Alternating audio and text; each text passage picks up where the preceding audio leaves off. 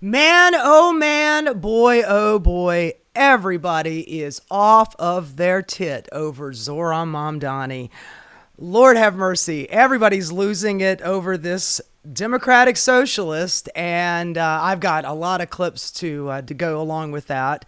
If you wouldn't mind liking and subscribing, I'd really appreciate it. Apologies for the voice. I am suffering from a little bit of a cold, so if you wouldn't mind giving me a like for the effort, I'd really appreciate that. Thanks. So before I get into this, I just wanted to say this. I think the reason why everybody's losing their mind is not because of a mayor of New York City. I mean, don't get me wrong. New York City is, it's the biggest city in America, and it does indicate a bellwether for what's to come. And I think that is the biggest issue.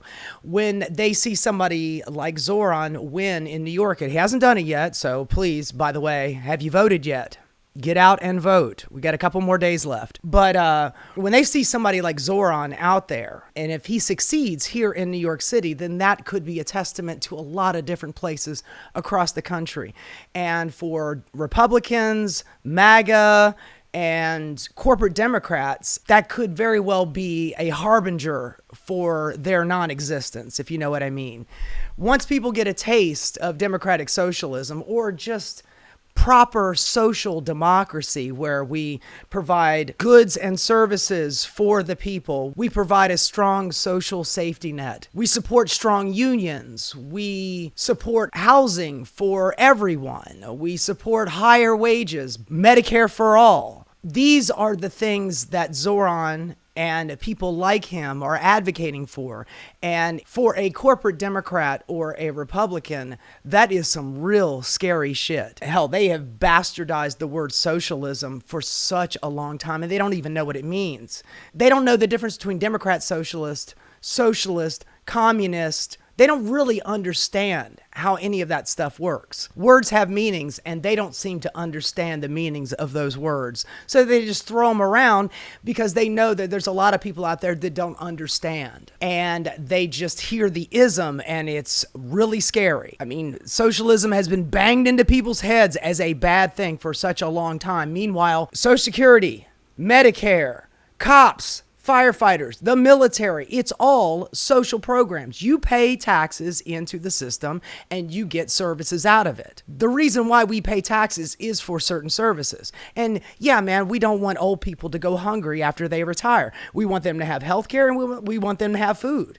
Even though the Republican Party and a lot of the corporate Dems seem to be going along with it, why don't we just slash away at that stuff and let's see where the chips fall. There are a lot of politicians out there who are happy with the way things are. And somebody like Zohran will shake things up.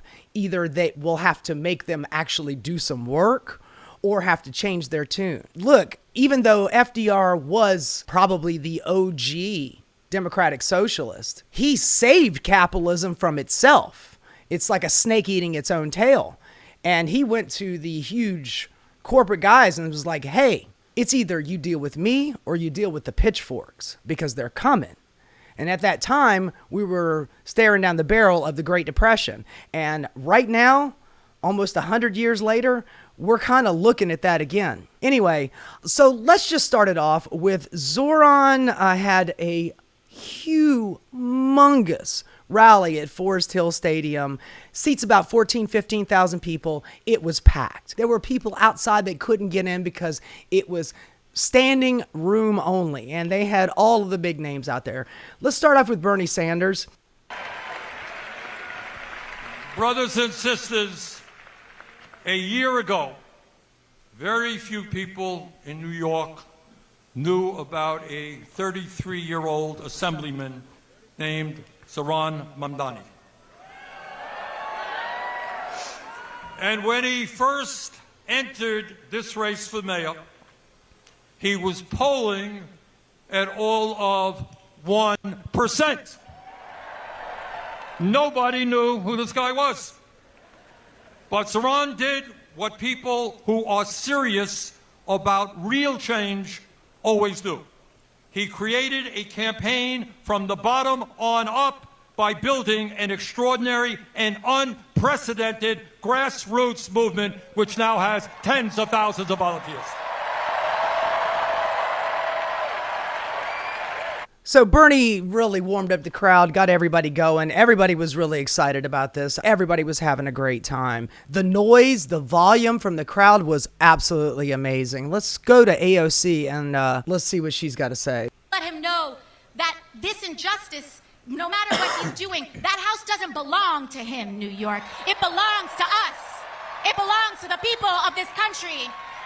She's talking about the White House. She's kind of making an allegory about how Donald Trump is tearing down the White House. He's also tearing down America at the same time. And I want us all to remember and to know that the future, our future, is not determined by a despot in a house built by enslaved people. Our future will be determined not in a house built by slaves, but in a city built by freemen, in a city built by unionists and immigrants and suffragists.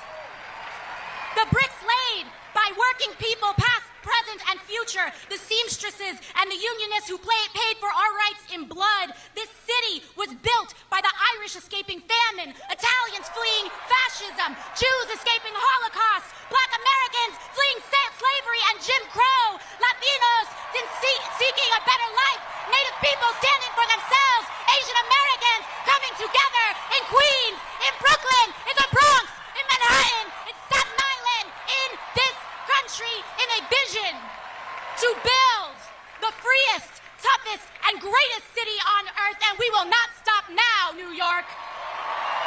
Hell yeah. Boy, she's got a lot of fire in her belly. I know, but can she beat me at a dementia test? Jesus Christ, man. I want to show you a little bit of Zohran as well. He really finished it off with a bang. It was very good. They will spend millions more dollars. They will attack us from every conceivable angle. But we will not bend. We will not flinch. We will triumph over the oligarchs, and we will return dignity to our lives. Nearly 89 years ago to the day, FDR spoke before a crowd of thousands at Madison Square Garden. He said, "I should like to have it said of my first administration that in it, the forces of selfishness and of lust for power met their match. I should like to have it said of my second administration that in it, these forces met their master. My friends, I should like to have it said of our campaign that in it, the forces of selfishness and lust for power met their match. And I should like to have it said of our City Hall that in it, these forces met their master."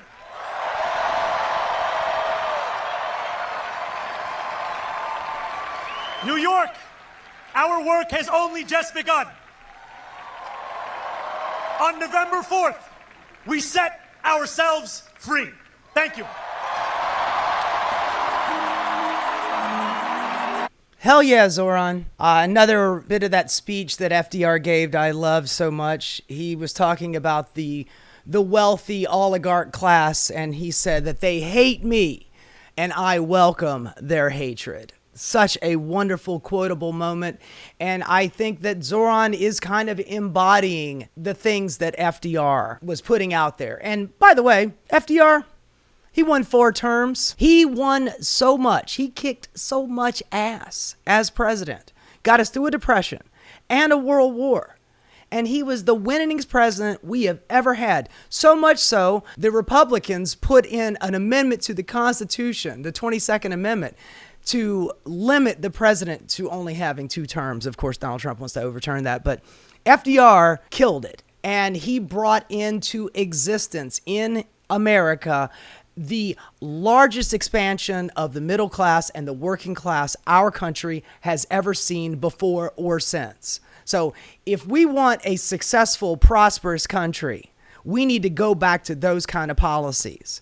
They were Democrat, socialist policies. Just saying. I wanted to show you this other clip too. And I mentioned this in one of my previous stories about how Zohran is going to be able to get some of this stuff done. And it's because he's going to have to call on the help of Governor Hochul here in New York, because some of the things he is not going to be able to do as mayor. Now, Governor Hochul is running for re-election next year. So Zohran has got like a 6 to 9 month window between the day he wins and her election to get a lot of stuff done. She is running against somebody who is more progressive than her, so she's going to have to prove her progressive bona fides.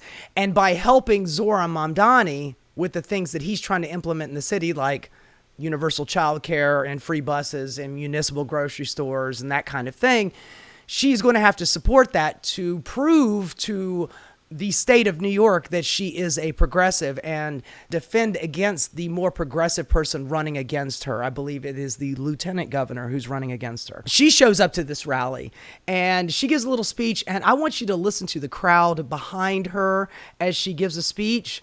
I want you to listen to what they have to say. So we need more housing. But you know what? Here's something I can tell you about personally. New York's first mom governor, we need more child care. 6 months ago, she would not be talking about childcare. But now that Zohran is getting close to winning, I'm not going to say that he's a shoo-in because anything is possible. But since it is getting so close and it's looking like Zohran might very well win, she's now talking about childcare. She's talking about housing, stuff that she would not have talked about before. I've been in this city for a long time. She's only been governor for a little while, ever since Andrew Cuomo had to leave in disgrace for grabbing titties and ass and all the other corruption and shit that he did. But now that she's running again, she really needs to prove herself, and she is saying all of the things that she would have never said before. And it has to be universal.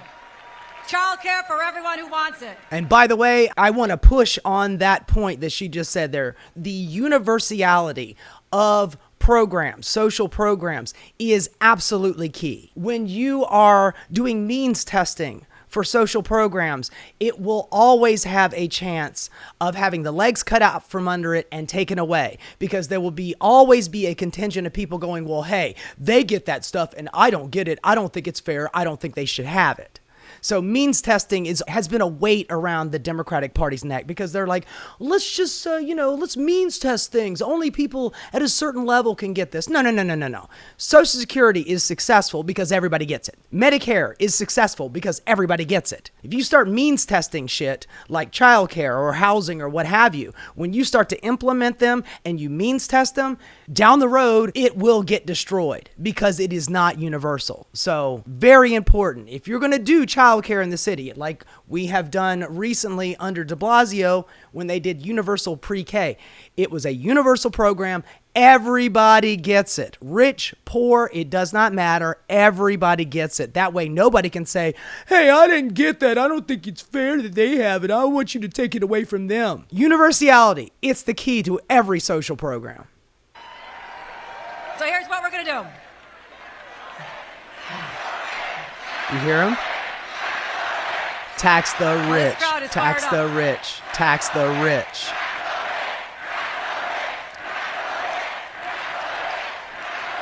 She hears him. Right. I can hear you. She can hear you. Now, I want you to take a look at that look on her face. She does hear them. She hears what they're saying. It's very loud, and they're all in unison. Tax the rich. I just wanted you to take a look at that look on her face. And I also want you to take a look at this too, because this is very important. Here's Zohran coming out there, and he grabs her hand. Look at that. That picture right there, locked in stone, folks. It is locked in stone. All of the things that she was just talking about that she normally would not be talking about if it wasn't for Zohran. Here she is, working on her progressive bona fides, and now Zohran walks out there, grabs her hand, and raises it up. They are locked in, baby. So he's got 9 months from the day he gets elected, crossing the fingers that he does get elected, but he's got about 6 to 9 months to get all of these programs going and implemented. And this is how you do it. He didn't stay off stage and let her do her thing. He came right out there and grabbed that hand. And I want you to understand that that is a very tactical thing that he did. So the reason why I asked you to remember the whole tax the rich thing, here she is. She was asked about that by a reporter, I believe the next day, and this is what she had to say. I thought they were saying "Let's go Bills." I wasn't sure. I mean, That is absolute bullshit. Let's go Bills. Give me a break, woman. I saw the look on your face. You heard it. Everybody heard that shit. Everybody heard it. And you had that look on your face like, yeah, I hear you. I hear you. You want to tax the rich. I'm scared to do it. I'm really scared to do it. But I hear you. Let's go Bills. Honey, it's New York City. If they're going to be rooting for any football team, it would be the Giants or the Jets. It ain't the fucking Buffalo Bills, okay? when you're up there, I heard some noise. I heard a lot of cheers. But later on, it became clear to me that I know there's passion for that. I mean, I went in there as the leader of the Democratic Party, whose job it is to unify behind the Democratic nominee. I love the energy out there. I told them that. Yeah, and she also said, keep that energy up for 2026. Come on, come out for me. Anyway, she looks like she's hedging her bet a little bit, but we all saw it. You saw it. And here's something else that I wanted you to take a look at. This guy right here. This guy's name is Ron. He's 55 years old. He is wearing a MAGA for Mamdani shirt and a MAGA for Mamdani hat. Look at that dude. He was at the Forest Hill Stadium event, and he says, this guy excites me. Getting more money from the rich and kind of funneling down, I think it's a good thing. It's going to be very, very hard, but why wouldn't we try it? Good on you, Ron. The point I'm trying to make is that people like Bernie, people like Mamdani, AOC, they are actual real populists. I know that Republicans always talk a good game about being populist, but they're not. They're not. They're popular at their meme game, and they're popular at trolling the left and making asses out of themselves, you know, being real dicks. And he's like, yeah, we like it when he's a real dick and he makes liberals cry. But that's not populism. Populism is running on programs that people want, like healthcare, like higher wages, like better benefits, like union representation, like Medicare for all, ending wars, spending that money here at home. Those are all popular policies. And there's only a handful of people out there that are trying to get all those things done, including getting money out of politics, taking small dollar donations from the people. And this is the thing that always frustrates me the most when I talk to conservatives, at least conservatives that are not bought into the MAGA cult. And they'll say to me, hey, the biggest problem is money in politics and all the corruption. And I'll be like, yes, I agree. And there are only a handful of people in politics right now, at least at the federal level, who are fighting against that. And generally speaking, they're all progressives, Justice Democrat types, Mamdani, Bernie Sanders, AOC, Rashida Tlaib, Ilhan Omar. Those are the people that are actually fighting to get money out of politics, to end the corruption, you know, drain the swamp. Of course, Donald Trump doesn't give a shit about that. He takes huge money donations from the biggest billionaires out there. 13 of his cabinet members are all billionaires. You think he's a man of the people? You think he's trying to get money out of politics? Give me a fucking break. When you actually run on populist policies and populist programs, you get people like Ron to come out. You're not going to get all of the MAGA types, but if you scrape off 2 to 3% of them, that's going to make a huge difference. You're serving your base, which is something the Democrats just forgot how to do in the last 20 years. You serve your base, and then you start pulling off some of the Republicans, those MAGA Republicans, with good policy.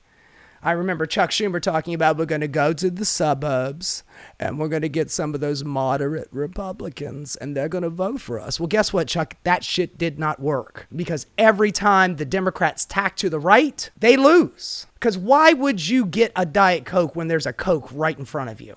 Why would you vote for a diet Republican when you've got the real thing right there in front of you at the ballot box? So a couple of days ago, Andrew Cuomo released this video. And now look, Andrew Cuomo, he has absolutely no imagination and he's got no policies. He's just basically, don't vote for Zohran, vote for me because Zohran is bad and he's a socialist. I am good. I'm an actual Democrat, even though I lost the Democrat primary and I'm running independent. I'm really the true Democrat and he is bad and evil. And let me show you what he's going to do to your city. It'll scare the shit out of you. Take a look at this fucking video. If you've seen this before, you know exactly what I'm about to show you. Want you to believe he's an inexperienced radical whose policies will make New York City more dangerous. But what do his actual supporters Eating think? with his hands. Mamdani isn't crazy. He's just trying to even the playing field. You know, give everyone a fair shot. Sure, he said multiple times we need to defund. Oh my God. I mean, is this not the most 1970s idea what a pimp is? By the way, this is AI. This is AI. These are not real people. Andrew Cuomo, yet again, using AI for his campaign because he lacks all originality. He's got nothing. The dude has got nothing. So he just writes this shit up. Now, of course, he took this video down, but he let it run for a little bit. But look at this guy with the pimp hat and the pimp cane and the pimp fur. This is, God, the racism is just dripping off this fucking video. Just a metaphor. And yes, he did say crime is a social construct, but that was also a metaphor. His main backer, the Democratic Socialists' ideas are common sense, such as Decriminalizing misdemeanors, like shoplifting. Look at that. I want you to look at that right there. Black guy in a mask with a hijab Palestinian-like scarf about to steal and rob a store. Like I said, it is just dripping with racism. Trespassing. And drunk driving. with jail sentences. Guilty! But Mamdani says you're free to go. Who cares if legalizing prostitution statistically leads to an increase for sex trafficking of women and young girls by 70%? You can't have safety without equality. For unlawful abiding citizens like us, globalize the intifada. Jesus Christ. I'm a criminal. I'm a criminal. I'm a criminal. Yep. I'm a criminal. For Zohran Mamdani.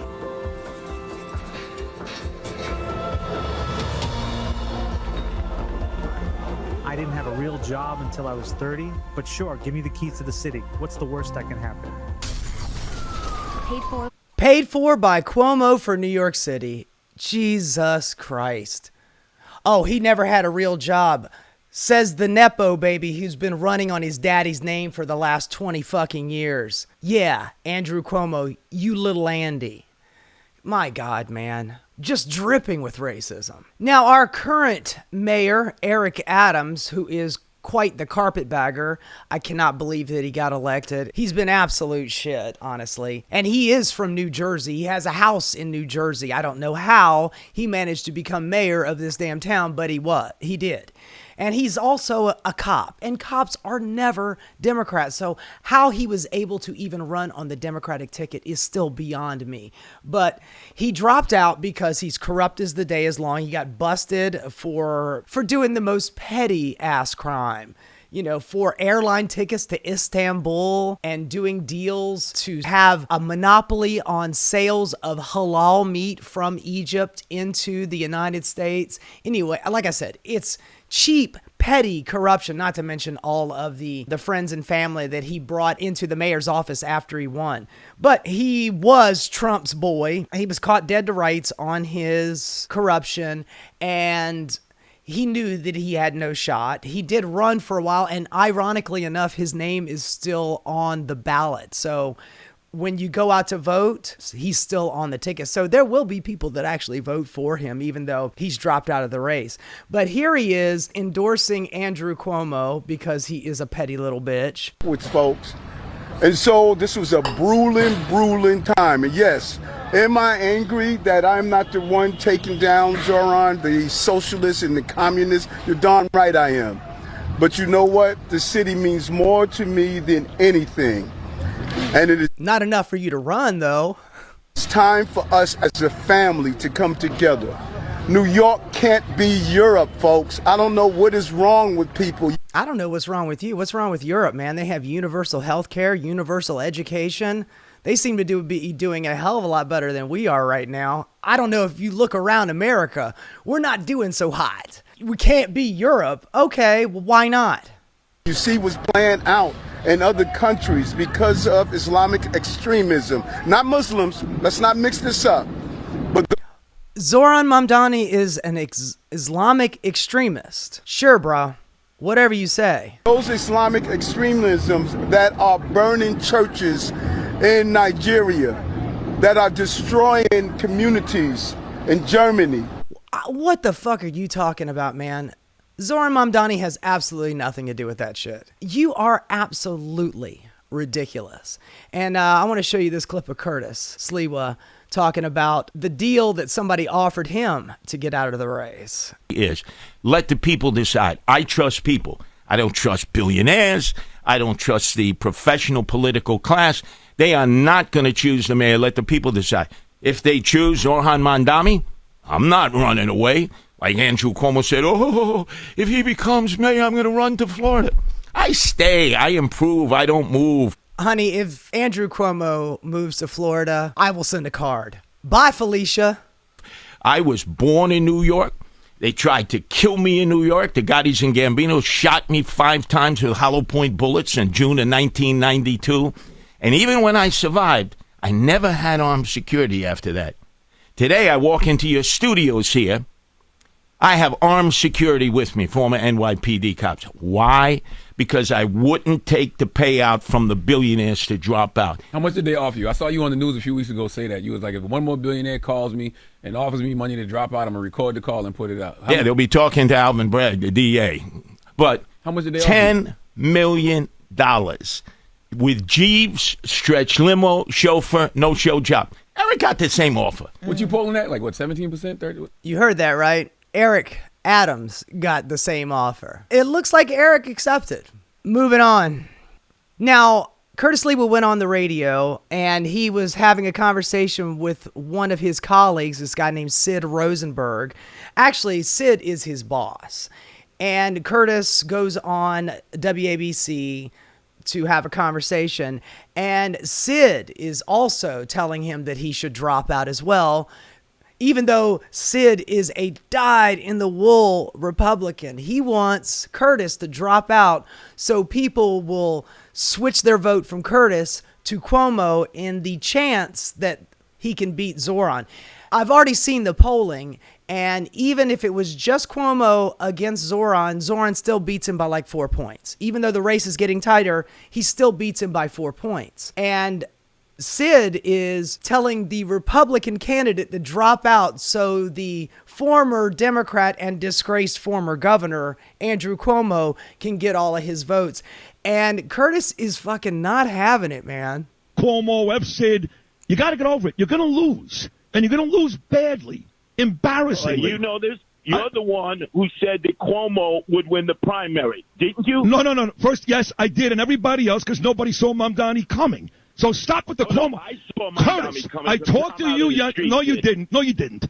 I spoke to you yesterday, and you said to me, good advice, good idea. Maybe form a coalition. Maybe the two of you. No, I never said that shit. Don't put words in my mouth. You didn't say good advice to me? Let me tell you Curtis, straight up, Curtis, Sid. you didn't say good advice to me?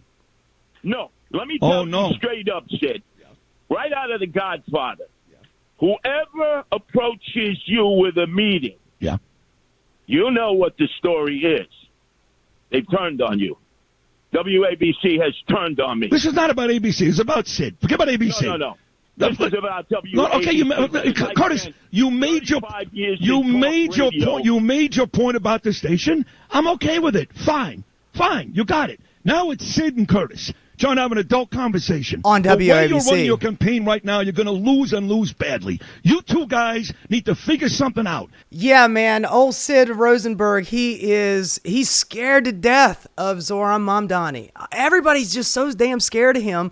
Why? Because he wants to raise the taxes on the billionaire class, and there's a lot of them that live in New York. He wants to raise it by a whole 2% and provide child care for New Yorkers, and that is enough to get these guys scared. It's like I said at the beginning of this segment. The reason why they're scared is because it is a bellwether. If Zohran can win here, then this kind of policy can win everywhere across the country. And by the way, a little side note here. The owner of WABC is a guy named John Catsimatidis. And John Catsimatidis has threatened to leave the city if Zohran wins. Now, if you're not familiar with John Catsimatidis, you're not a New Yorker, you don't know, but he owns a bunch of grocery stores, including one of the most expensive grocery stores in town, Gristedes. Now, on Zohran's platform, he has talked about having municipal grocery stores in food deserts in the 5 boroughs. When you have a grocery stores that rely just on the profitability of it all, they don't move to certain neighborhoods because they don't think they can be profitable. So those places are considered food deserts where all there are just convenience stores and bodegas. And that is just not a proper grocery store to get proper healthy food. You're just buying junk food. And a lot of people that eat that junk food are not very healthy because there are no proper grocery stores there. Anyway, you got John Catsimatidis saying, I'm going to leave. And he doesn't just own Gristedes. In addition to the 17 Gristedes stores, Catsimatidis also operates energy, real estate, other businesses under Red Apple Group umbrella. He told the Post that he would also consider relocating his company headquarters to New Jersey if Mamdani wins the election in November, and would himself consider moving to Florida. Well, yet again, I say about you moving to Florida, bye, Felicia, get your ass out of here. And moving his headquarters to New Jersey, Zohran is talking about raising the corporate tax rate to exactly what the corporate tax rate is in New Jersey. Ours is lower than it is in New Jersey. So he would be just trading one bit of corporate tax exactly the same amount in the other state. So the dude is talking out of his ass. And by the way, this entitled piece of shit is not going anywhere. He's not collecting up Gristedes and all his other little grocery stores and moving them out of town. He's not doing that. It's absolute horseshit. We had Bill de Blasio here, and he was pretty similar kind of policies as Zohran Mamdani, and nobody fucking left. And there are a bunch of billionaire types that move to Florida and live there 6 months and 1 day a year so they don't have to pay the taxes because they're cheating motherfuckers. But if you have a company or a business in New York, doesn't matter if you living in Florida or not, you're getting taxed on that shit. So, good luck with that little bit of loophole here. Now, just to go back to the Eric Adams endorsement of Cuomo. So the one corrupt loser endorses the other corrupt loser. And I wanted to play this one part here because not only are they scared shitless, but their attacks are so pathetic and so goddamn petty. I didn't make that comment. There was no co-host. Oh, by the way, he was on a radio show, and I've got a clip of that. He was on a radio show, and Andrew Cuomo said to the host of the radio show, can you imagine what it would be like if Zohran Mamdani was here under a new 9/11 or some major disaster? As if Rudy Giuliani did wonderful things for 9/11. He just happened to be mayor at the time. He didn't do anything to stop it. As a matter of fact, Rudy Giuliani put the terrorist response office in World Trade Center 7. And that was one of the 3 buildings that went down that day. So not really the best idea to do that, especially considering that the World Trade Center had already been attacked in 1993. And he comes in and is like, I got a great idea. Let's put that office in World Trade Center 7. That'll be a safe place for it, dumbass. So Andrew Cuomo's on a radio show, and the host of the Republican radio show that he's on, by the way, going on with a lot of Republicans, and the host says, yeah, he'd probably be out there cheering with all the rest of the Muslims. And Andrew Cuomo's like, well, that's another problem. I'll play the clip in a minute, but this is his bullshit ass excuse. It was a radio show that I was on. I was not the co-host of the radio show. I was, yeah. The host said whatever the host said. All right, that's the host. Whatever that host said. He said that Zohran Mamdani would be cheering if we had another 9/11-like attack. That's what he said. You notice he doesn't repeat it because he knows how bad it fucking sounds. Talk to the host about that. I said about 9/11, that's another problem, referring to what I have said repeatedly, which is I have a problem with the fact that Zohran pals around with Hassan Piker, who said America deserved 9/11. No, Hassan Piker said that 9/11 was due to blowback from all of the fuckery that we have been doing in the Middle East leading up to 9/11. And he was explaining the concept of blowback. If you've never heard of blowback, look it up. I suggest Andrew Cuomo look it up, but I think he knows, and he's just using this as some bullshit. Yet again, like I said, petty ass shit. Hassan Piker? Really? What the fuck are you doing talking about Hassan Piker? Earlier today, I heard the vice president talking about Hassan Piker. He is a streamer on Twitch. He's a very big streamer on Twitch, but we're talking about a podcast host, and you're running for mayor of New York City, and this is what you've got to say? Seriously, man, suck the biggest bag of dicks. Now, this is that a little bit of radio that I was talking about. You'll hear exactly what he was saying. Any given morning, there's a crisis, and people's lives are at stake. God forbid another 9/11. Can you imagine Mamdani in the seat? Yeah, I could. He'd be cheering. It's another problem. See what I'm saying? The guy said, yeah, he'd be cheering. And then Andrew Cuomo was like, yeah, well, that's another problem. Kind of agreeing with him. He heard what he said. He heard the guy chuckle and make that comment. God, man, what a scumbag. Seriously, Andrew Cuomo, you are a scumbag. Now, I mentioned a minute ago that he's been doing his right-wing turn. He's got his best buddy, Donald Trump. He makes some phone calls, too, trying to help him out in the race, which he did by incentivizing Eric Adams to get out of the race, and Eric Adams is gone. So now he's got a clear field. It's Zohran and Andrew Cuomo. Curtis Lewa probably not going to get much more than maybe 15% of the vote. New York City is a very Democratic place, and Curtis is a Republican. Now, if I only had to vote between Andrew Cuomo and Curtis Lewa, honestly, it would be a toss-up because they're both Republican. But Curtis Lewa, he's not bought and paid for like Andrew Cuomo is. He's not owned by a bunch of billionaires like Andrew Cuomo is. He's not making phone calls to Donald Trump like Andrew Cuomo is. But here he is on Impulsive with Logan Paul, of all people. Logan Paul, folks. I guess Andrew Cuomo is doing the whole Donald Trump thing, go on all these ridiculous right-wing podcasts to talk to the dumbass dude bros that watch this stupid-ass shit.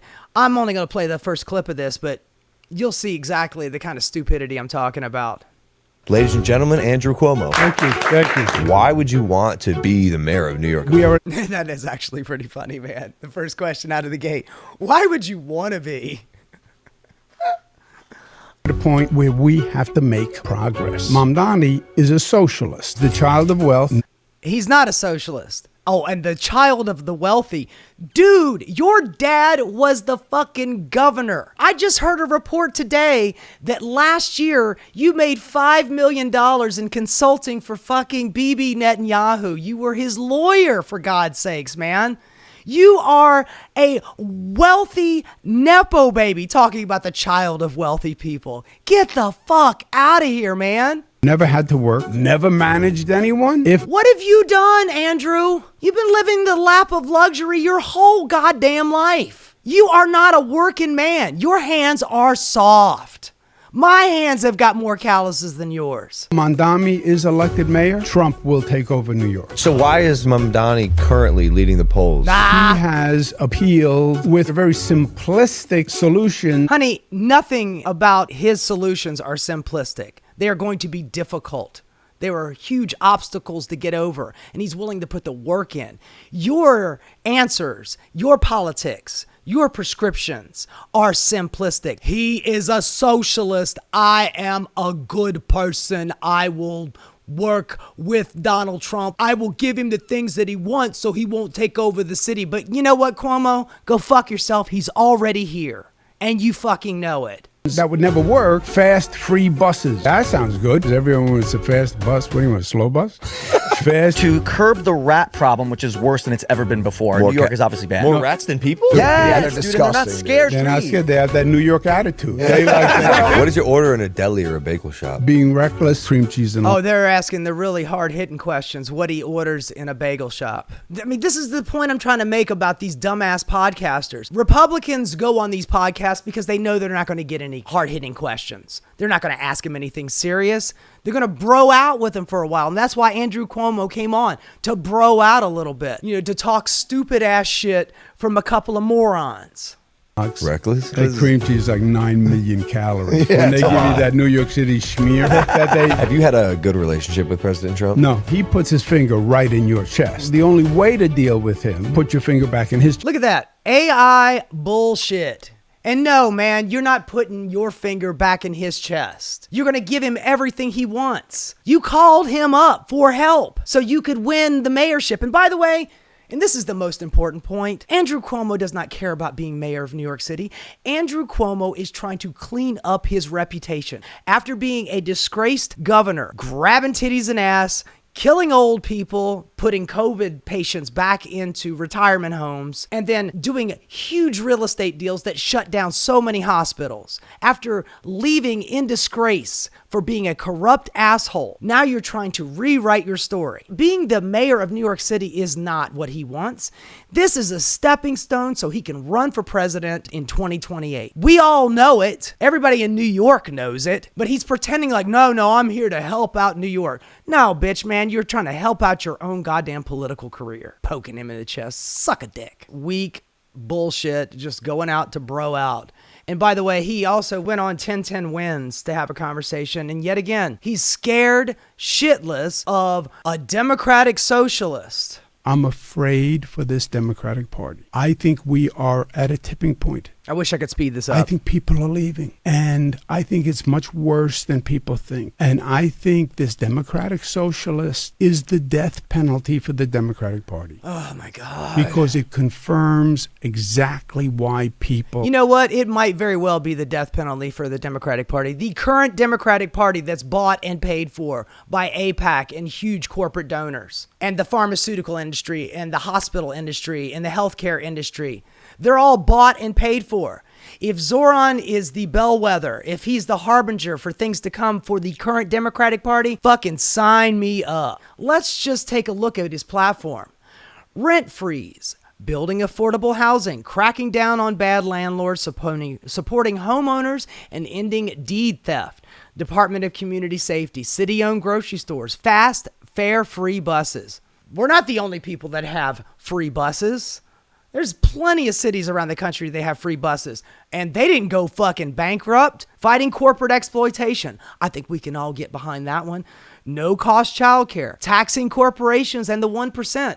All of these things are great. Zohran Mamdani is not the first person to think about this. Take a look at this guy, Fiorello LaGuardia. He is very famous. He is also very beloved mayor of New York City. He was a 2-term mayor of New York, and he helped New York out through one of the darkest periods of our history, the goddamn Great Depression. He was the mayor of New York City, and he was a socialist. He is so popular, we named an airport after him. Not a bad dude. Let's just go over a couple of things here. Throughout his career, first in Congress, then as a mayor, LaGuardia had strong ties with those on his left. In 1924, he even successfully ran for re-election in the House of Representatives on the Socialist Party line. Under LaGuardia's leadership, New York undertook a massive construction program unrivaled by anything before or since. The current city highway system is largely the creation of his administration, including the completion of the Triborough Bridge. The city then and now made up of overwhelmingly of families without cars. LaGuardia extended the small city-owned independent subway system into the Bronx, Brooklyn, and Queens. And we got the A, B, C, D, E, F, and G lines because of him. LaGuardia also launched the largest and one of the most successful public housing programs in the country. In 1934, the city created New York City's Housing Authority, NYCHA, That was LaGuardia for families, leaving a slum tenement for a new public housing apartment with modern appliances and sanitary conditions made everyday life utterly different. LaGuardia Public Works not only brought new comforts and services to working people, they also were a massive employment program during the depths of the worst depression the country has ever faced. Buildings, infrastructure, social services were important, but LaGuardia believed ordinary people deserve more. Running for mayor, he declared, quote, "I want justice on the broadest scale, justice that gives everyone some chance for beauty and better things in their life." That meant, among other things, culture and the arts. LaGuardia used the same approach of having a city ally with unions, and in this case, also progressive health professionals, to establish a nonprofit entity to offer working people quality health care. So this guy, a beloved mayor, who had an airport named after him, was a goddamn socialist. So when you have Andrew Cuomo screaming and yelling about, oh my God, what's going to happen in New York City if we have a Democratic socialist as a mayor, this is what you get. Okay? Do I have to fucking explain myself again? Now, I mentioned at the top of the show, everybody is losing their ever-loving mind over Zohran Mamdani from the top down. And please stick around because the clips get even crazier from here. Here's Donald Trump talking about Zohran.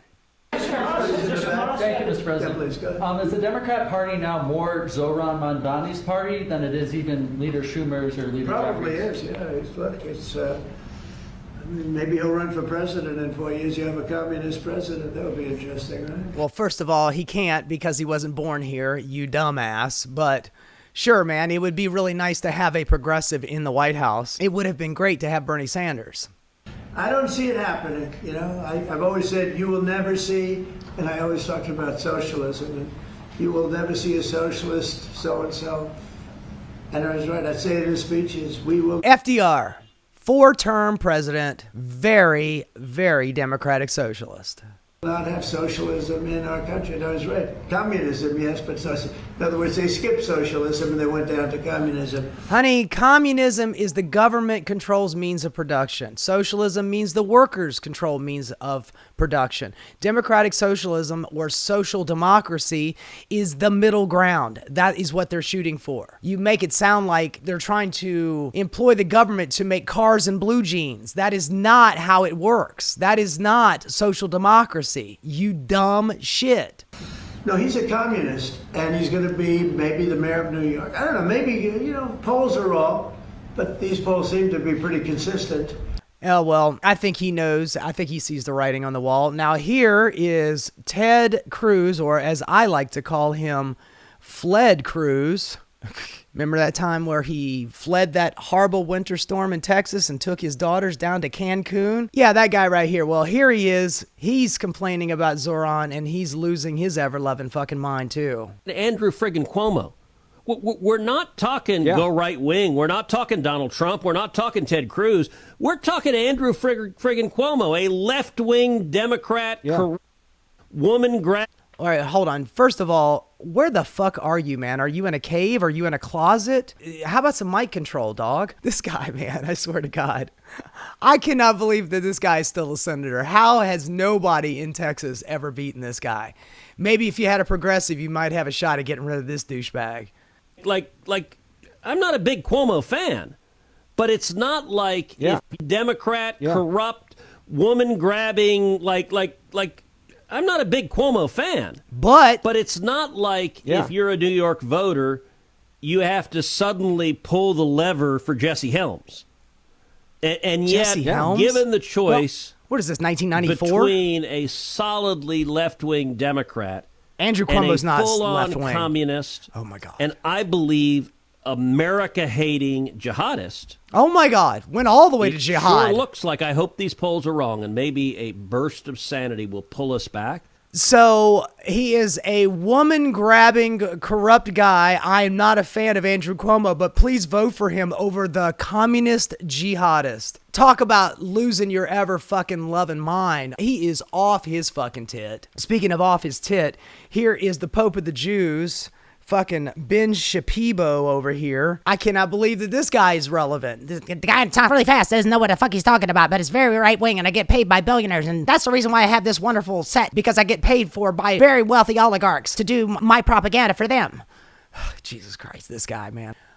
Lately, there have been a lot of people, like what you just saw with Ted Cruz, calling him a jihadist and a Muslim extremist, an Islamic extremist, and it's bothersome to Zohran. I mean, it would be bothersome to you if you were having to hear that kind of shit. This guy, he moved here when he was 7 years old.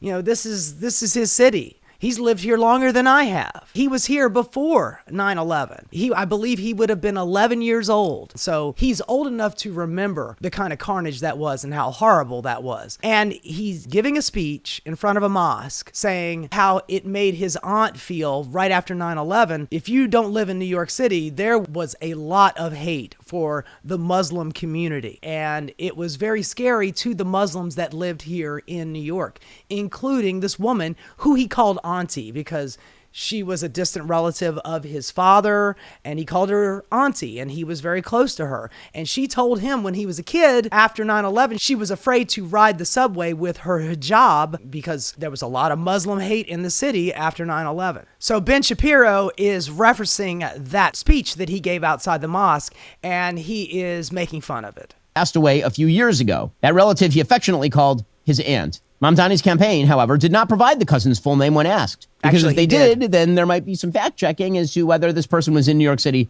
at the time and whether this person was, in fact, subject to the predations of evil New Yorkers looking askance at hijab wearers on the New York subway. This guy is from L.A. He does not know what it was like in fucking New York after 9/11. He has no fucking clue. But dig the condescension, seriously. And Zohran Mamdani, who has spent his entire life being useless, and now his final closing pitch is, why won't you give me the mayor? How useful is this guy other than spreading propaganda for wealthy oligarchs and oil barons? Mayoralty. And if you don't, it's because you're mean to Muslims. That's the closing pitch. I mean, that is the mark of a person who truly... Honey, the closing pitch is childcare for all and housing for the homeless and taxing the wealthy, and municipal grocery stores. It's the same program that he's been running since he's been running for mayor. It's not stop being mean to me because I'm a Muslim. You fucking asshat. Look at him, sitting there with that smug look on his face with his gender-affirming beard. You are a little boy. I don't care how much facial hair you got. You are an insignificant man-child sitting there bitching and complaining about shit you don't fucking know. Feels entitled to everything. Is that if you won't give him the mayoralty of the financial center of planet Earth, it must be not because he's a bad candidate, not because he's an out-and-out communist, not because he is a sympathizer with jihadists, but because you are mean to Muslims. My God, man. My God. Here's another one. One of Ben Shapiro's acolytes, this guy named Matt Walsh. By the way, talk about a gender-affirming beard. I don't know if you guys have ever seen Matt Walsh without his beard. Dude has no jawline and no chin, so he grew that thing out to make him look a little bit more like a man. Unfortunately, as much hate and anger that he has against the trans community makes me think that he just wants to get fucked in the ass by a trans woman. But have a listen, shall we? I did see one clip from this back and forth that I want to talk about. Here's Zohran Mamdani, who is the far-left radical Muslim socialist. And here he is hitting Cuomo on a particular point. Listen. He had more than 10 years, and he couldn't name a single mosque at the last debate we had that he visited. And what Muslims want in this city is what every community wants and deserves. By the way, Matt Walsh is not showing you from before, but in this debate, they had been talking about how the Jewish people feel in New York about Zohran Mamdani. Meanwhile, many of the Jewish people are voting for Zohran Mamdani. And they asked Andrew Cuomo, hey, we've been bashing Zohran over Israel for a while now. You know, the globalized, the intifada nonsense. But you really don't seem to care much about the Muslim community. When's the last time you've been to a mosque? Have you spoken to any of the Muslim community?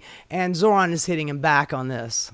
Want equality and they want respect. And it took me to get you to even see those Muslims as part of this city. And that, frankly, is something that is shameful and is why so many New Yorkers have lost faith in this politics. Yeah, except that's totally false. I've worked with the Muslim community for many years. Name a single mosque you went to when you were the governor. Can you name a single mosque you went to in 10 years? Before you were ever here. Before I was here. Now, I'm not really interested in defending Andrew Cuomo. He's certainly more sane and less anti-American than Mamdani, but that bar is low. That bar is not even low. That bar is it's buried 100 feet under the ground. I mean, you could crawl on your stomach and get over that bar. This is the first time, to my knowledge, first time that any candidate for any office anywhere in the country has ever been criticized on the basis that they cannot name a mosque. Okay, this is the first time that you can't name a mosque has been used in an attack line against an American politician in America. This is a very new development. In New York, of all places. In New York, which, as we all know, the New York skyline was rearranged by jihadists. Zohran is not a fucking jihadist, man. He's not from Saudi Arabia, man. By the way, Donald Trump's first trip as president, actually both of his presidential terms, his first trip was to Saudi Arabia. I don't know what the fuck you're talking about. Doesn't seem to bother the president hanging out with the royal family of Saudi Arabia. Certainly doesn't seem to bother a whole bunch of comedians that went out to the Riyadh Comedy Festival, gave up their free speech to do a comedy set in front of the royal family. You haven't visited a mosque is now an attack line. It is, I mean, if you could go back in time and tell people, if you go back to like 2002 and go to New York on the heels of 9/11 and tell them that in a couple of decades, there will be a far-left Muslim socialist from Uganda who is the favorite to become the mayor of the city. And not only that, but he's attacking his political opponents for not spending enough time in mosques. That's not what he said, dude. If you had told someone that, they wouldn't have believed you. They just would not have believed it. Now watch this. Now, I agree with Andrew Colvette from Turning Point, who posted this clip, and he said the fact that Mamdani just attempted to shame Andrew Cuomo for not knowing the name of a mosque is exactly how this works. They immigrate, they set up shop, and then you work for them. Welcome to 2025, where mayoral candidates in America. You know, Republicans hate pronouns, but they love one pronoun, they and them. Are expected to kiss the ring of Islam. Well, that's exactly it. I mean, these are the fruits of mass migration. This is the lie exposed. Assimilation was a lie. As a foreigner who was not born in this country, Zohran Mamdani is saying that Cuomo, but really all of us, have to assimilate to him. He's not going to assimilate to us. We have to assimilate to him. He goes on about this for a couple of minutes, and then he makes a drastic turn into his favorite topic, the trans and the gay community. This is something that conservatives have gotten wrong. This is something that I've gotten wrong, or at least phrased it the wrong way. I mean, I've said many times, many of us have been saying that, oh, well, they don't believe in assimilation on the left. They talked about assimilation. They talked about the melting pot. That used to be a thing. But honey, assimilation and the melting pot are two different things. I don't think you understand what words mean. A melting pot is a whole bunch of people coming together, a lot of different cultures coming together and working together. Assimilation is you come here and you become us. It's very fascistic. Completely different things. You're a dumbass. And you're not from New York. They don't really want assimilation. Well, they're actually wrong about that. They do want assimilation. It's just that they want assimilation going the other direction. They want us to assimilate to them. That's what they want. And you see the same process has played out. Here we go. And I was thinking about this today, that and this is what people need to understand, that the same process has played out with immigration that played out with LGBT, trans, everything else. And we've been over this is his favorite topic. Everything always goes back to the trans community, which makes me think that Matt Walsh secretly wants to get pegged. Many times when it comes to the LGBT and trans and that sort of thing, gay marriage and all that, we've been over this trajectory, this progression, this evolution or devolution many times, but it applies here as well. So let's go over it again. Here's how it works, right? The left comes along with something they want to do, some agenda item, something bad, always. And Jesus Christ. The first reaction from everybody usually is, well, that sounds... Why don't you just tell me what it is, that one thing that, you know, they want, there's something bad. The gay and the trans community, they just want tolerance. They want you to stop trying to hurt or kill them or disenfranchise them, take away their rights. Just let us be. Leave us alone and let us live our lives. But that's too much. According to Matt Walsh, they come with this way over the top ask. Oh my God, I can't believe you're asking me for tolerance. Terrible. Why would we want that? No, let's not do that. Oh, you want to destroy the institution of marriage? You want us to pretend that men are married when they're not? No, let's not. Oh, you want to castrate kids? You want men in the women's locker room? No, that's insane. We're not doing that. Nobody ever asked for that shit. You fuck shit. Want to flood our country with third worlders? No, like there's literally no benefit to us whatsoever. Why do we want to do that? And so that's usually people's first reaction. But then the left, they get to work and they demand tolerance. That's all. We don't demand tolerance. We fucking ask for tolerance. And people like you say, no, I'm not going to fucking tolerate you. Now just get to the end of this thing where he's talking about these stages and levels first they want tolerance, then they want acceptance, then they want participation, and then they want you to cheer for them and say, yay, rah, rah, gay rights. God damn, man. They're so fucking pathetic. But here, listen to what he's got to say here. Before we get all the way to participation, we should say no. Now, you know what? I'm not even going to tolerate this. I am actively opposed to this. I think it's bad. I don't want it in my community, and I don't want it in my country. We need to be intolerant. Intolerance is a virtue. Intolerance is good. Intolerance is holy. Intolerance is Christian. Yeah, there it is. Intolerance is Christian. It reminds me of that phrase, there is no hate like Christian love. And you're looking at a visual representation of that little phrase. Anyway, moving on from this douche canoe, we got Megyn Kelly here. She's losing her fucking mind. She's off of her fucking nut. About his aunt. There's so many disgusting things about this clip. That's kind of the least disgusting thing, but it is a lie. Here he is. Also, part of the lie was his fake crying. Where's the tear? Show me the tear. Any man... God damn it. I need proof that you are actually feeling emotion. Where are your tears? Oh my God. He's faking it. He's faking feeling bad about his aunt being discriminated against for wearing a hijab in New York after 9/11. Bitch, please. And by the way, go eat a sandwich, you skinny bitch. Who's actually crying and choking up, can't get through the sentence, would have an actual tear because it would have to be that level for him to actually be choked up and stopping a speech. There's not a tear. He's actually faking. He's acting. So if he was bawling his eyes out, then he would be a weak man. Look at him crying. He's just crying his eyes out like a little bitch. You can't win with these people. Either way. Either you're a weak man who can't bench press 150 fucking pounds and you cry like a little girl, or he's fake crying and this is just all an act. Honey, if anybody is acting, it's you. By the way, Santa Claus is just white, right? Isn't that what you said? And Jesus, he's just white. Fucking dumbass. And it's despicable. Here it is, Sot 4. I want to use this moment to speak to the Muslims of New York City. See, he looks down. Can't see it. Don't look at his eye. I don't need her nonsense. I'll show you this and then I'll show you the clip. The actual clip. The one that she's not talking over and that she's not cutting up. Mamdani forced to explain to MAGA how brown people use the word auntie. And he's talking about this woman as his auntie. Is a distant relative of his father, and he knew her, and he was young, and she was really sweet to him, and they had a relationship. I've got people in my life who are distant family members or family friends, and I would consider them a relative or an auntie or an uncle, even though we're not related. But she's not really a blood relative, but he calls her aunt. I don't even know if she really exists. And those tears, they were fake. I know. In my heart, I know. Well, here's that speech. He's out there in front of a mosque talking about all of the Muslim hate that he's been getting, being called an Islamic extremist. And you could tell, man, this is definitely not an easy campaign for him. And just because he's not bawling out of his eyes doesn't mean he's not feeling emotion. You skinny, self-entitled bitch. Andrew Cuomo laughed and agreed when a radio host said that I would cheer another 9/11. Yesterday, Eric Adams said that we can't let our city become Europe. He compared me to violent extremists. And he lied again and again when he said that our movement seeks to burn churches and destroy communities. The day before that, Curtis Sliwa slandered me from the debate stage when he claimed that I support global jihad. And every day, Super PAC ads imply that I'm a terrorist or mock the way I eat. Push polls that ask New Yorkers questions like whether they support invented proposals to make halal food mandatory, or political cartoons that represent my candidacy as an airplane hurtling towards the World Trade Center. But I do not want to use this moment to... You know, there's only one real acceptable discrimination in America, and that's Muslim hate. We're okay with it. It's Democratic progressives on everything except Palestine, except Muslims. That is the only acceptable discrimination in America. I want to use this moment to speak to the Muslims of New York City.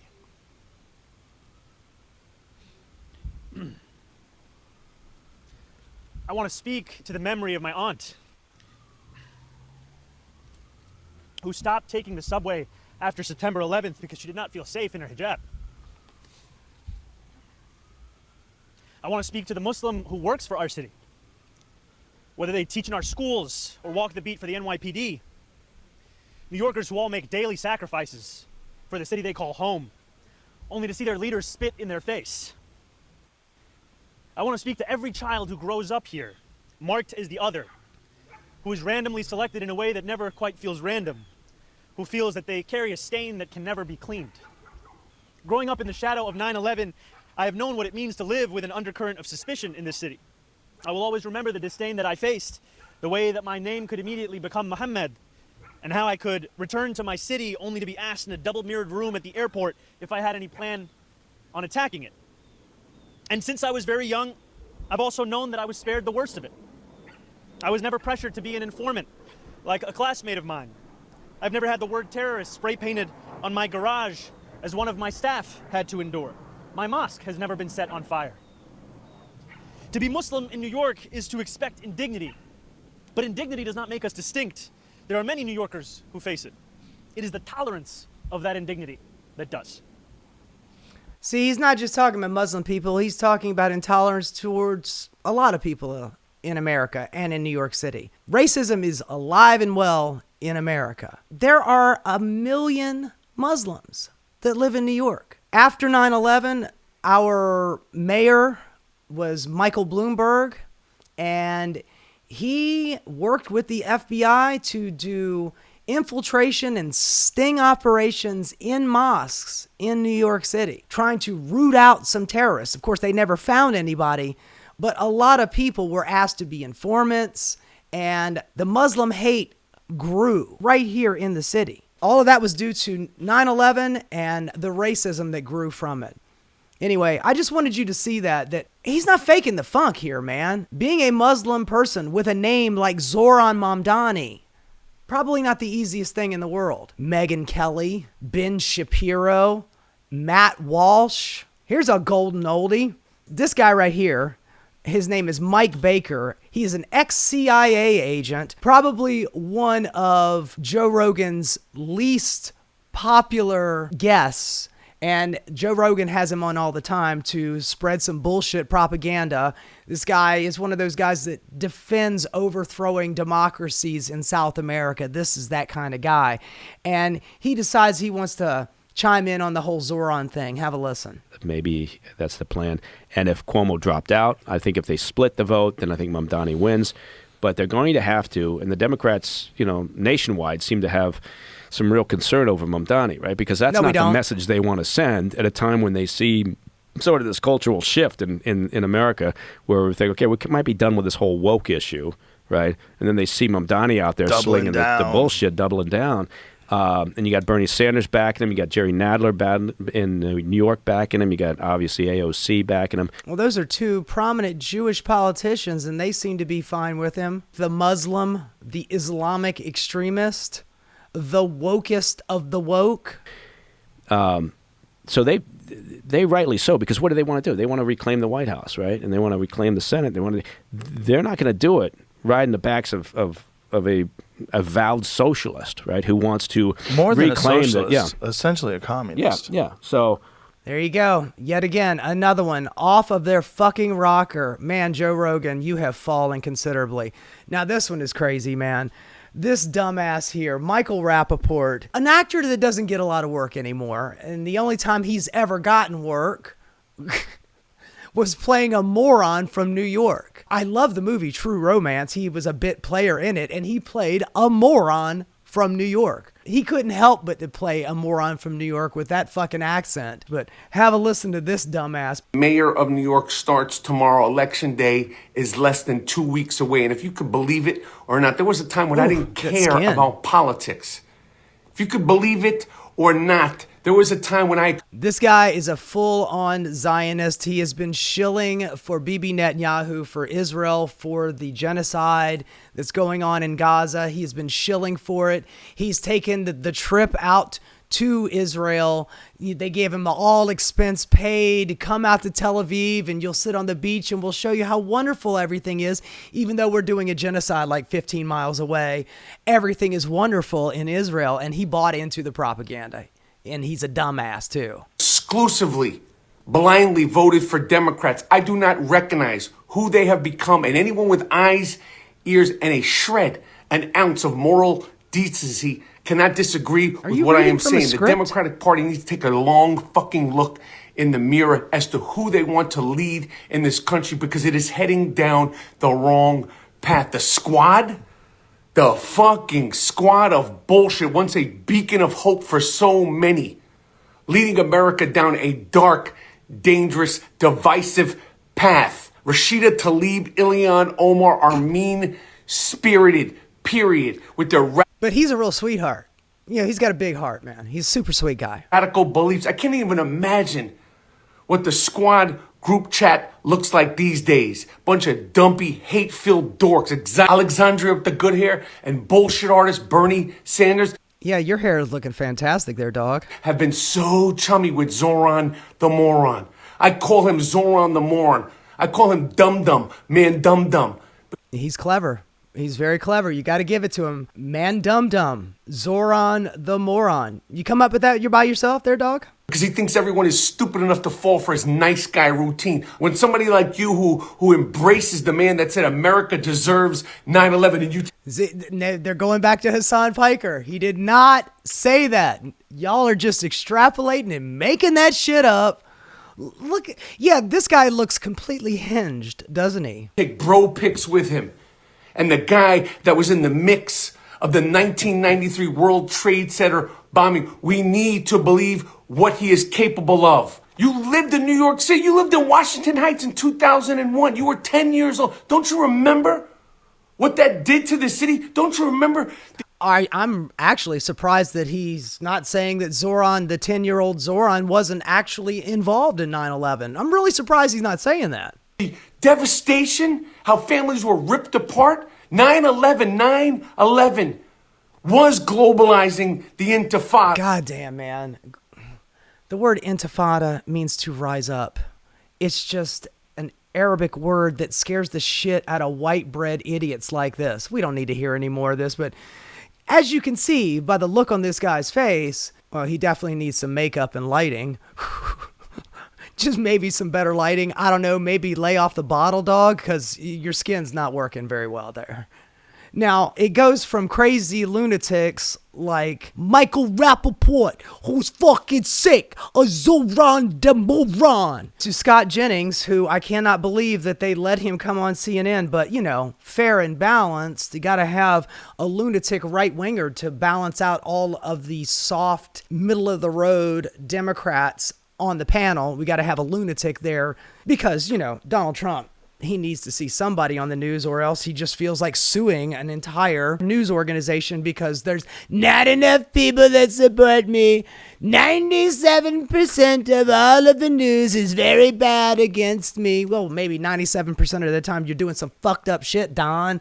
Maybe it's that. Sorry, I digress. We got Scott Jennings here, and Scott Jennings, he is having a moment. Let's hear his little bit of nonsense. Prove that they can do anything in the chair? Legit. Is it fair to say that he would cheer on 9/11? He's taken pictures with unindicted co-conspirators from the World Trade Center bombing. I mean, are you willing to say that? You really think that he would cheer on 9/11? He's taking pictures with unindicted co-conspirators from the World Trade Center. Repeat that again. I mean, I'm just saying. Hey, look, it wasn't Cuomo. It was the radio. But I'm asking Scott because Scott seems to think that's like a totally above board line of attack. It's not. Do you think that that's true?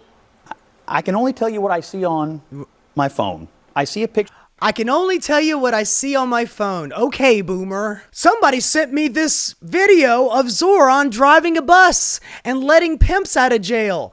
I can only tell you what I see on my cell phone. God damn, man. You are such a child. Zohran Mamdani with a guy who was an unindicted co-conspirator from a terrorist attack in New York City. Yeah, I mean... Do you think that was a good picture to take? Listen, he is an unindicted co-conspirator in that case, but it's just worth noting for context. In 2009, Bloomberg met with that same imam. the last mayor who just endorsed Eric Adams awarded him apparently an award fairly recently. So, I mean, your criticism is taken, but I also think that's a different point from saying somebody would cheer on a terror attack that killed thousands of people. So that's pretty interesting. Person that they're screaming and yelling about. Now, here's the picture. I want to show you the picture. This picture right here. Zohran knows this guy right here, the gentleman in the suit. And they go to this guy's mosque, this man that the right wing is losing their mind about. They keep going from topic to topic because nothing seems to stick to Zohran, because Zohran is pretty squeaky clean. They're grabbing at straws. They're going for anything. I mean, that's why they're bringing out Hassan Piker, and they're, making AI videos of him, flying planes into the Trade Center and stuff like that. They don't have anything on him, so they're looking for anything. And what Scott Jennings said a minute ago was he is an unindicted co-conspirator. Well, the first word, he's unindicted, okay? And Mike Bloomberg went and chatted with him, and he was just given an award by our current mayor. So they didn't have a problem with this guy just a couple of years ago, but now that he's taking a picture with Zohran, he's the unindicted co-conspirator of the 1993 attack on the World Trade Center. Honey, if he was involved in it, then he would have been indicted. He would have been tried. He would have been convicted, but he didn't because he wasn't. This is some bullshit. Now, I also wanted to show you this. This is from the last debate. Andrew Cuomo was talking about this very same thing. This is a segment in the debate where they get to cross and examine each other, and they get to ask each other a question, and then that person gets to answer. And this is what Andrew Cuomo asked of Zohran Mamdani. Picture with your father. You're smiling. He's smiling. She's known as Rebecca Gay Killer Kadaga. You're a citizen of Uganda. You took the picture. You said you didn't know who she was. It turns out you did. How do you not renounce your citizenship or demand BDS against Uganda for... You are running for mayor of New York. How come you do not boycott, sanction, and divest from Uganda, a place that you're from, hates gay people, and now I'm going to try to attach this anti-gay shit to you, even though all of your rhetoric in this entire campaign has been in support of the LGBTQ community. But let's see if I can smear you with this. Couldn't smear you with the Muslim stuff. Couldn't smear you with the Hassan Piker stuff. Let's see if I can smear you with this. Imprisoning people who are gay just by their sexual orientation. Isn't that a basic violation of human rights? My politics is consistent, and my politics is built on a belief in human rights for all people. And that extends to queer and trans New Yorkers, and it extends to queer and trans Ugandans. And had I known that the first deputy minister was the architect of that legislation, I would not have taken that photo. And yet I also know that this constant attempt to smear and slander me is an attempt to also distract from the fact that, unlike myself, you do not actually have a platform or a set of policies to protect those same New Yorkers here. Exactly. His policy platform, Andrew Cuomo, is, I am not Zohran. That's all he's been doing this entire time. He's all about the TikTok, and I am not. And that's why he won. If you actually think that, Andrew, then you're dumber than I think you are. He comes with policy prescriptions. He stands 10 toes down on what he believes in. You don't believe in anything because you're a self-entitled, corrupt Nepo baby who doesn't believe in jack or shit. You just want to be mayor so you can clean your reputation and run for president. You do not give a shit about this fucking city. All you care about is yourself. Now we get to see the interesting question that Zohran has to ask of Andrew Cuomo. Mr. Cuomo, in 2021, 13 different women who worked in your administration credibly accused you of sexual harassment. Since then, you have spent more than $20 million in taxpayer funds to defend yourself, all while describing these allegations as entirely political. You have even gone so far as to legally go after these women. One of those women, Charlotte Bennett, is here in the audience this evening. That's some Donald Trump shit right there. Remember when he was running against Hillary Clinton and one of the women who accused Bill Clinton of sexual harassment? He brought like 4 of those women to sit in the audience at their debate. That is some political gamesmanship. And the difference between Zohran and Bernie Sanders is I love Bernie. Don't get me wrong. Love Bernie. But Bernie doesn't have the killer instinct. Bernie will not cut a bitch. But Zohran will, and I appreciate it. I'm here for it. You sought to access her private gynecological records. Ew. She cannot speak up for herself because you lodged a defamation case against her. I, however, can speak. What do you say to the 13 women that you sexually harassed? Yeah, dog. He got you busted dead to rights. Now check this out. Now this one is hilarious. I mean, it's crazy. It's absolutely crazy, but it's hilarious. Now, this guy right here, his name is Ben Irby. That's not one word, that's 2 words. I think his name is Benjamin Irby, but he goes by Benj. And Newsmax, very right-wing. They're even more right-wing than Fox News. And they bring this guy on, and this guy's giving first day on the job vibes. So he's like going all in, and it is pretty hilarious. I mean, the look on this guy's face, just the whole, is pretty funny. But this less than a minute clip is just batshit. Enjoy. I guess now it's more so like, chickens for KFC with this whole Mamdani thing, or like cows for McDonald's here. Look, I mean, I don't know why any person... Now, they're talking about 3 women rabbis, and by the way, they're calling them Trans Female Rabbis Campaign for Mamdani.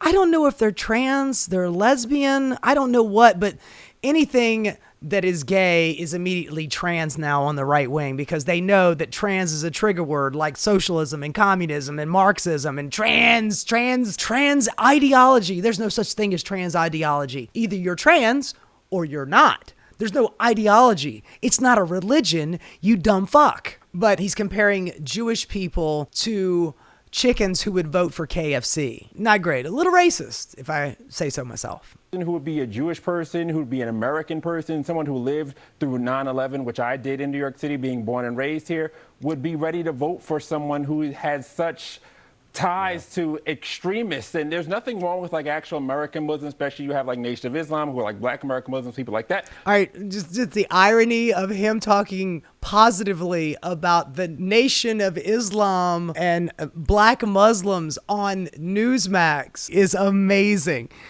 They are trying so hard to bash Zohran Mamdani that this guy is invoking the Nation of Islam. I mean, what is this guy, like, the Newsmax version of Farrakhan over here? But this guy, Mamdani, there's so many extreme people that he's been aligned with. And for this to have happened in New York City just 24 years ago, and like, this is where we are. Like, we were the city of like Giuliani and even like Bloomberg. And it's like, what the heck is happening? They sucked. I mean, we only have a few more weeks to go. I mean, go Sliwa, go Cuomo, go anybody that's not this guy promising all this free stuff, because that's what's putting his whole coalition together. The promise of free stuff makes Jews forget that, like, he's an extremist. Yeah. Oh, my God. The promise of free stuff makes Jews overlook him being an extremist. And this, I mean, you know how the Jews are. They love free stuff. So in defense of the Jewish community in New York, he's bashing Zohran Mamdani for offering free stuff to Jewish people, and you know how they like the free stuff. Oh my God, how racist can you be, man? Seriously, how racist can you be? I kind of want to hear that last little bit again. The promise of free stuff makes Jews forget that, like, he's an extremist. Yeah, okay.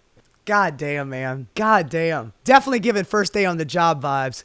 Now, here is somebody that needs no introduction. We've got ourselves a Bill Maher banger. He's laying it out there for us to lap it up. He's done his full right-wing turn. Used to be moderately centrist-y, kind of libertarian. And in the last few years, he lost his fucking mind. He went and had dinner with Donald Trump and then defended it, saying, my dinner with Hitler. You don't fight against Hitler. You go have dinner with him. And you make some jokes. And he told me my hair was pretty and I was very funny. Well, here he is bashing on Zohran Mamdani. Cuomo is bringing up in New York is that he is a Ugandan citizen. Uganda's a country where they kill homosexuals. So is somebody who is a dual citizen can't be mayor of New York, or? I would renounce, if I was the dual citizen with a country whose policy, government policy, was we kill homosexuals. Do you realize what country you're living in? Go down south. Do you know how it is to live as a gay person or a trans person in America? They want us dead. This is America, dog. We got Al-Qaeda down south. They want Christian Sharia in this country. They want Christo-fascism here in America. But you're talking about Uganda. Homosexuals? Yeah, I would renounce that citizenship. I don't, So let me guess. Hold on. If he renounces the citizenship of Uganda, would you vote for him, Bill? Or do you still hate Muslims more than anybody else? I mean, he did this movie called Religiosity where he's saying all religion is bad. But there was one religion that he thinks is worse than all the rest of them, and that's being a Muslim. I think that is buying into a fear framework that is not fear good. Of killing homosexuals. It's not good for the country. It's not good for the country. You shouldn't be afraid of that. And I think the way that Cuomo is closing out this race and really race baiting and really leaning in on that's what not if he were mayor and something like 9/11. No, you know what? Just because I don't it's think that's done good for the country. I understand, but just because something is done by people in Africa doesn't mean it's always okay. Honey, he's not saying any of that shit. Where are you extrapolating this from? Directly from your rectum? Well, but you said race baiting. It has nothing to do with race. Oh, I'm talking about what. See, he thinks she was making a reference about what he just did because he was making a very racist comment. And she's like, no, I wasn't talking about you. I was talking about Cuomo. But he took it on himself because he knows what he's saying is racist as fuck. Cuomo's doing, suggesting that Mamdani couldn't be a leader in a terror situation if he were mayor of New York and, God forbid, something else like 9/11 Well, he did happened, campaign with a terrorist. He did say, well, but Cuomo was pretty clear, I thought. He did not campaign with a terrorist.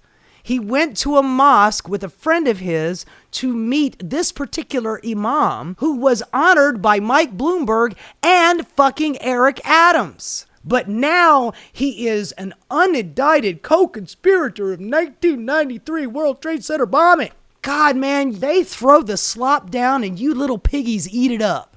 I'm talking about you, Bill Maher. You're a little piggy. In the way he talked about that, in a way that I thought was ugly. Well, he campaigned this week with a guy who was an unindicted co-conspirator in the 1993 World Trade Center bombing and served as a character witness for Omar Abdel Rahman, the terrorist who organized it. This guy, man, I swear to God, he hates Muslims more than anything else in the world. By the way, how Uganda was seduced by anti-gay conservative evangelicals. They learned that shit from us. We sent our Christian evangelicals to Uganda and they learned their homosexual hate from them. We exported homosexual hatred in that country and then they started passing laws against it. Critics of the legislation say it is not homosexuality that has been imported from the West, but homophobia. Roger Ross Williams, the director of God Loves Uganda, a documentary about influence conservative U.S. Christians in East African nations, say the anti-homosexual bill would never have come about without the involvement of the American fundamentalist evangelical. So Bill Maher, it didn't start there. It started here and was exported there. So when he talks about, do you know what they do in Africa to homosexuals? Bill, do you know what they do to homosexuals and trans people here in America? You don't give a flying fuck. You just hate a Muslim and you're using anything you can to smear him. You cock smoker. Here's Bill Ackman, Richard and 6 foot up a bull's ass billionaire here in Riyadh, talking to a whole bunch of Saudi billionaires, talking about how dangerous it would be to have the Muslim extremist Zohran Mamdani as mayor of New York. I think would be catastrophic for New York. While he's correct, as we saw from the survey, affordability is the number one issue actually for many people in New York City. He's correct on the issue, but he's incorrect on the solution. Okay, so is affordability problem in New York, but his solution is bad because You want to give a reason? He's incorrect on the solution because it's been working so far. Capitalism has been working great for New York City for the last 20 years. Honey, I've been living here for over 20 years and the conditions are much worse. Things are more expensive. Rent is out of fucking control. Grocery prices have gone up considerably, way past the rate of inflation. But yeah, he's right that shit is really expensive in New York, but I don't like him because he wants to tax rich people. And can we do it any other way other than taxing me a little bit more?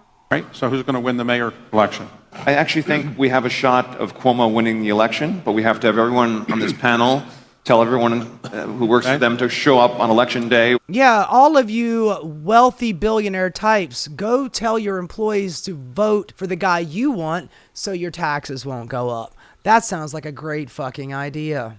And I wanted to show you this as well. He goes on with Andrew Schultz. By the way, he's another one of these guys that interviewed and gave a smooth hand job to Donald Trump before the election last year. And now he's starting to feel a little, hey, maybe this wasn't a great idea. No, Andy, it wasn't a great idea. But now he seems to be trying to make up for it, and he's got Zohran on. And he makes a valid point, and Zohran makes one right back. Have a listen. I also think this idea that like New Yorkers are going to flee because of a 2% increase, it's like, I've been everywhere else. You're not going anywhere. Come on. Yeah, seriously. Bill Ackman, you think he's going to go enjoy himself down in Miami, Florida, eating dinner every night at Joe's Crab Shack? No, man. People live in New York because it's fucking New York. You think I'm going to give up that shit? Give me a break. Ackman's not going nowhere. He's going to be in the Hamptons all fucking There's only summer. one place to write those tweets. That's it. New York City. Exactly. Every character you want. Your AC goes out in July in Miami. You sweating writing tweets? There's no way. He's spending more money against me than I would even tax him. I mean, that's the point right there. They have spent millions and millions and millions of dollars to defeat Zohran Mamdani. And his tax rate would not be as high as the amount of money they spent to defeat him. But it goes back to the point I was making earlier. It's not about him being mayor of New York. It's what him being mayor of New York actually means for the future of the Democratic Party. That more people are going to be leaning more left than they have been. Over the last 40 years, Republicans tack right. Democrats go, okay, well, I just got beat by somebody. Let's tack right with them. And the Republicans go, okay, well, let's go further right. And the Dems follow along. So now the modern Democratic Party is more conservative than Ronald fucking Reagan was back in the 80s. We have gone so far to the extreme right with the conservative Republican Party that the Democrats have now become the old school Republican Party. We need to pull that shit back. And we've gone so far to the right that somebody who is just talking about higher wages and better health care now seems like a communist socialist extremist. These people have lost their fucking minds. They don't seem to understand what history was like. They don't seem to understand the popularity of FDR. There's a reason why those people were so popular. It's because they did policy for the working class, for working people. They tried to make things affordable. They gave people social safety net. They gave people stability. They gave people public jobs. They provided for regular middle class folks, and middle class folks went out and voted for them in mass. But the modern day Democratic Party is like, let's just do what the Republicans want, and maybe they won't go fully fascist. We'll just have half fascism. Honey, half fascism sucks too. Every day it's like $1 million. It's like $1 million. I'm like, Habibi, I don't even want that. You're going above and beyond. Okay. Seriously, valid. We've been talking about this for a while. Hakeem Jeffries has been stalling about endorsing Zohran Mamdani. And here it is. Zohran is on the cusp of winning, and Hakeem has been stalling like a motherfucker. And this endorsement means jack shit, because what this was a face-saving thing for him.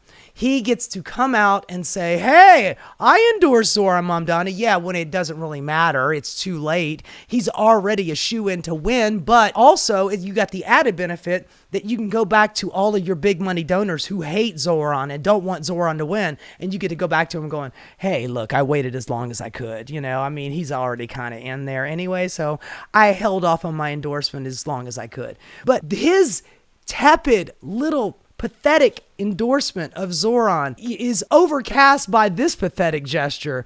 On this subject? Said Representative Mamdani, you're going to vote for him? Look, the bottom line is very simple. I have a good relationship with him, and we're continuing to talk. Notice the date right there, October 29th. Honey, the election is 5 days. I will get back to you about endorsing Zohran. We have a very good relationship. Yeah, I'm sure you do, dog. I'm sure you do. And then the guy asks him, check it out. What are you going to do? And he doesn't say shit. He's like, hey, man, it's 5 days away. What are you going to do? Just walks right out with his old ass and his bad fucking hair plugs. Chuck, you suck. Seriously, man. And also, I just want to finish it off with this right here. Here's Tom Homan. This is a couple of months ago, but I mentioned earlier that Andrew Cuomo is talking about Donald Trump is going to take over the city if Zohran wins. I can't even pronounce his last name. I call him Mamdani. But Donald Trump is going to take over the city if he wins. Well, here's Tom Homan a couple of months ago. Mr. Homan, Zohran Mamdani, the likely next mayor of New York City's promised not to cooperate with you or with ICE or with deportations of any kind. Do you have a plan? Is there a plan to work around that? How are you going to handle it? Feel like I'm at, we're going to be in New York City, and President Trump said it 2 weeks ago. We're going to double down and triple down in sanctuary cities. Why? Not because they're a blue city. Well, look, first of all, it's hard to understand him because he talks like he's got a mouthful of fucking marbles. Either that or he just finished a fifth of Jack Daniels before he stepped in front of the microphone. He is a known alcoholic, but he's over here going, what he's saying is, well, Donald Trump said that we're going to do it. He said it a couple weeks ago that we were going to go into New York City. And it's not because it's a blue city, it's because that's where all the criminals are. Blue state, because we know that's where the problem is. We know they're releasing public safety threats and national security threats to the streets every day. Honey, I've been living in New York for 20 fucking years, man. There are no more national security threats here than there are anywhere else. You are making this shit up. You just hate brown people. You, Donald Trump, and Stephen Miller are racist assholes. They were planning on coming here anyway. It doesn't matter if Andrew Cuomo is mayor. He's still going to send them here. The only difference between Andrew and Zohran is that Andrew would be like, they're going to come here. They're going to do their thing. Y'all just need to not impede the federal government because I don't want to have to deal with Donald Trump. So just let them take all the brown people they want and maybe they'll leave us alone. You never bargain with a fascist. It's like bargaining with a mobster. You give them a payoff, they're coming back the next day for a new one. Don't honor our detainees. We know that.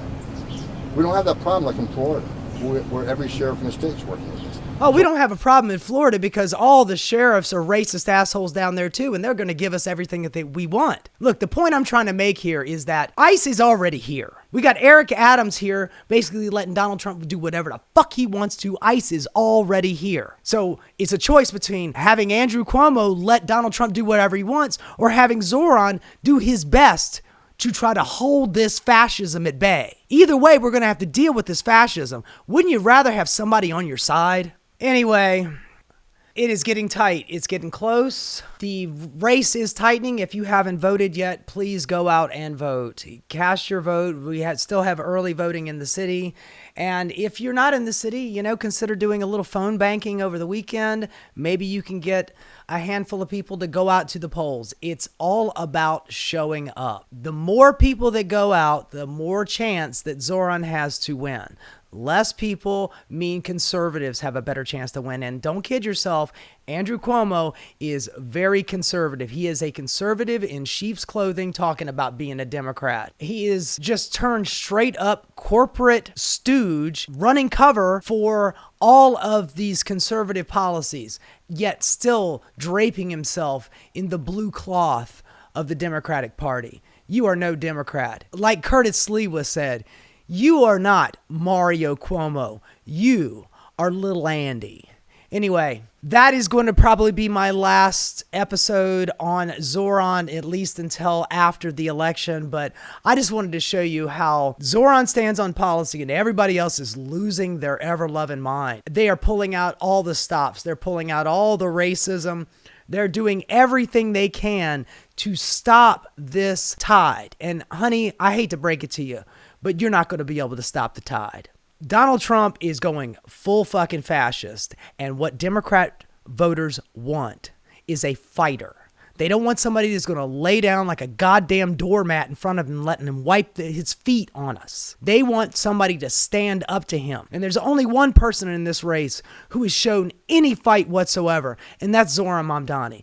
Andrew Cuomo has been over. Eric Adams has been over. They have shown themselves to be easily corruptible and easily bought and paid for.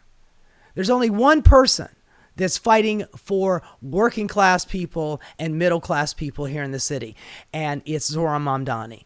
The time is now. So get out there and vote, and let's get somebody in this damn office that actually gives a shit about regular folk as opposed to catering to the billionaire class and the establishment. And don't kid yourself.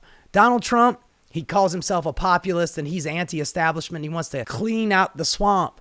Donald Trump is the establishment. He is the president of the fucking United States. You don't get much more establishment than that. So let's elect somebody who actually wants to fight against the Republicans as opposed to compromising with them. Compromising with a fascist only gives you half fascism, and that will suck too. Hey guys, thanks so much for watching. If you enjoyed what you saw, please like and subscribe. Keep rocking.